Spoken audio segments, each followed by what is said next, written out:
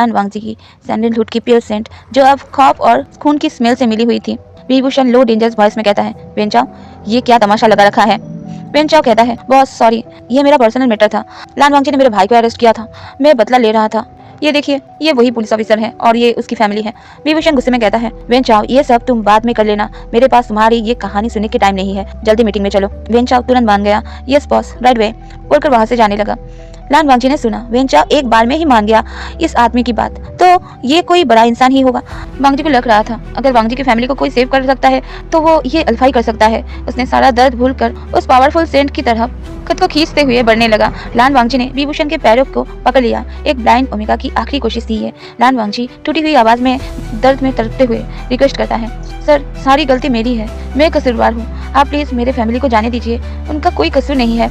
विभूषण को गुस्सा आया, ये ओमेगा कितनी जिद्दी है, ये झुक नहीं रहा है। विभूषण आंखों में आग लेकर कहता है, छोड़ो मुझे, तुम्हारी हिम्मत कैसे हुई एक ओमेगा होकर मुझे टच करने की। विभूषण ने लात मार के अपने पैरों को छुड़ाया। वांगजी जमीन पर दूसरी तरफ जाकर गिरा। वेंचाओ जोर से हंसते हुए कहा, बॉस इसका एटीट्यूड देखिए, अभी भी पुलिस ऑफिसर बना हुआ है, आप देखिए इसका क्या हाल किया है आपने, बेचारा अब तो देख भी नहीं पाता, आपने तो इसका कैरियर और लाइफ दोनों खत्म कर दिया है।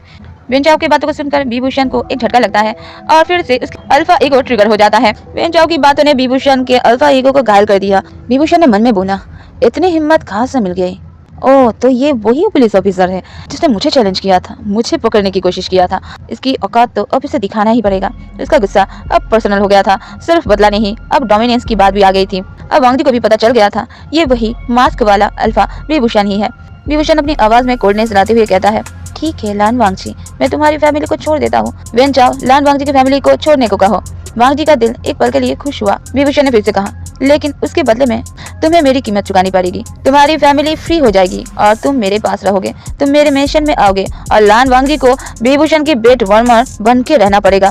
मेरा स्लेव, मेरी प्रॉपर्टी, मेरा टॉय, तुम्हारा बॉडी मेरा होगा, तुम्हारा सेंट मेरा होगा। अगर तुम मना करते हो तो मैं यही इन दोनों को मार दूंगा। तुम्हारी ब्लाइंड आंखें अपने फैमिली का खून देखेगी।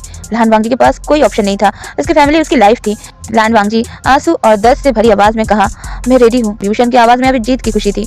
विभूषण ने कहा, गुड ओमेगा, यही तुम्हारी औकात है। वेंचाओ इन दोनों लांड्स को सिर्फ उनके घर छोड़ दो और इस ओमेगा को मेरे कार में डालो, ये अब मेरी प्रॉपर्टी है। और हुआ भी वही। लान वांगजी को फोर्सफुली वेंचाओ के लोगों ने लैन शिचन और लैन शिनन से अलग कर दिया। लैन शिचन चिल्लाते हुए कहा, वांगजी नहीं, ये मत करो, हम इस डील को नहीं मानेंगे। लैन शिनन गुस्से में कहा, इस अल्फा को छोड़ दो, हम तुम्हें कभी माफ नहीं करेंगे अगर तुमने ऐसा कुछ भी किया तो। लान वांगजी अपनी फैमिली को छोड़ने की कोशिश करते हुए कहता है, भैया अंकल मैं ठीक हूँ, आप लोग जाइए, मैं वापस आऊंगा। उसकी आवाज में झूठ था और दोनों भाई का दिल अब तड़प रहा था।